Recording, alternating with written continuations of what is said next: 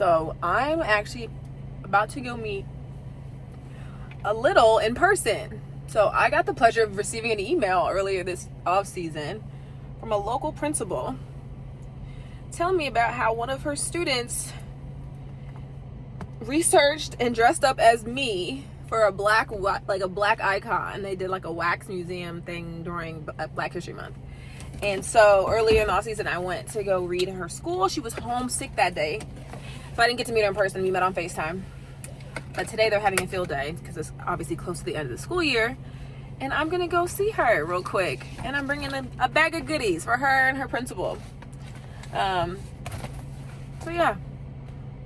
Some days you just need a reminder. And I know that day when I received that email, I was like, not this little girl. Like, she's like, I forget what grade she's in. But she literally chose me to get dressed up as, put glasses on and everything, did research about me and what I do in my career.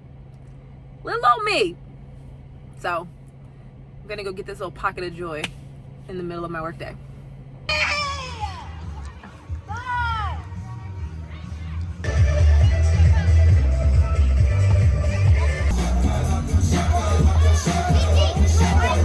Good job. Okay, so do you want to talk about the fact that I've cried twice today? I don't even have words to describe the way that interaction and that just 30 minutes of time spent filled me up. I don't even have the words. So imagine you park your car, you walk up, and they're all outside playing because it's a field day. I give the principal a hug because now she's like my homegirl. And all I keep hearing is, it's Jessica Gray, it's Jessica Gray. Because again, I went and I spoke at the class. I read to the class a couple weeks ago, or probably a couple months ago now.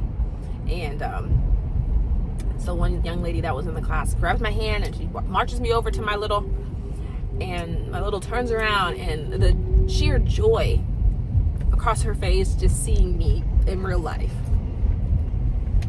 I don't even have the words. And then she runs up and like gives me a hug, and I'm just like, I literally start crying. Literally start crying. I left and I noticed that the principal texted me. She texted me the photo of me hugging her, and that was cup filling in a way that I couldn't have imagined. So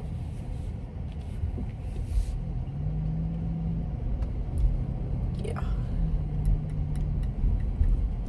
little glimmers, little reminders, moments, because I know I missed seeing her the day I returned class, but I came back and I showed up, and I don't know what that's going to do for her long term in her life, if she will even remember this one day, but I remember it. And for her to see me for whatever reason, however she stumbled upon, and even know who I am, and all the littles, like, then I'm like also playing volleyball with them, and then I become the track instructor for the track station, and we do bubbles, and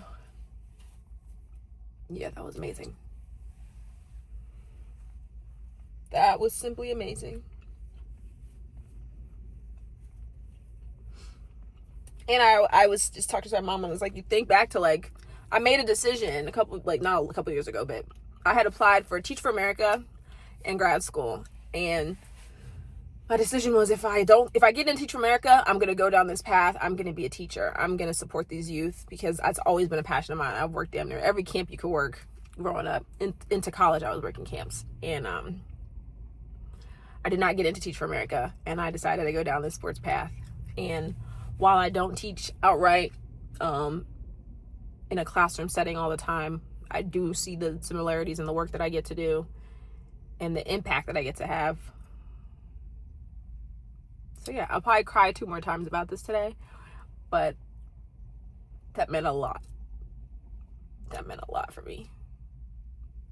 To be seen for just doing what I do and being who I am in a career that is very thankless and very all-consuming, in a year that really has been one of the hardest, if not the hardest year of my life. Needed that.